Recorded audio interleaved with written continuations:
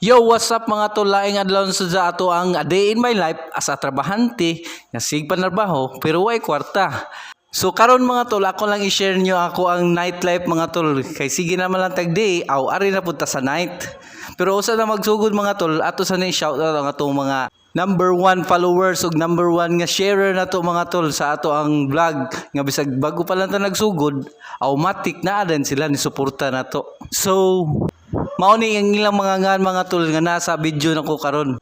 Maong makasayo yung tag-ahat ani mga tol tanawa.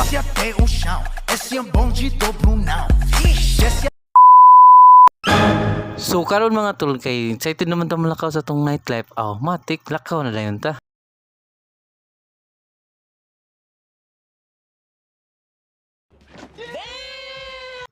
Unya mga tol kay pag magtubag sa kong amigo mga tol, automatic pusing din ta.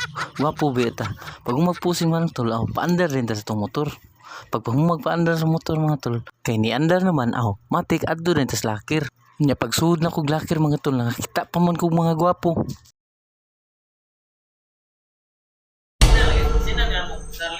Ano kaning ba? Kaning gwapo ba?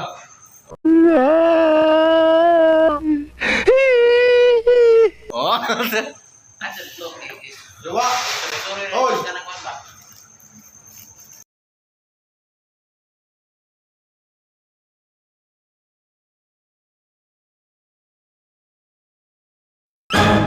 Nya kay nakiglumba pa man sila mga tol, automatic paunon sa nato sila. Kay kusog man yung dagan antong sports car nga mink.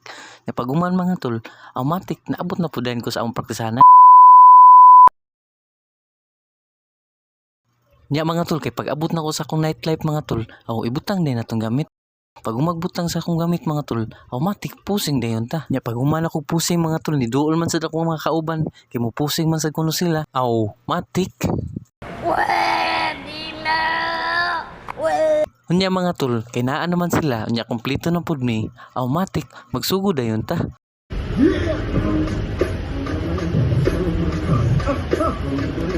Unya mga tol, kay human naman ang practice niya, kondisyon naman kaya akong mga kauban, automatic magduwa na kuno sila.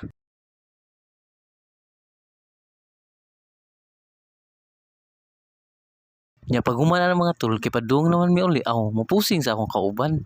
So mao to mga tol, diri na lang pug kukutob. Salamat.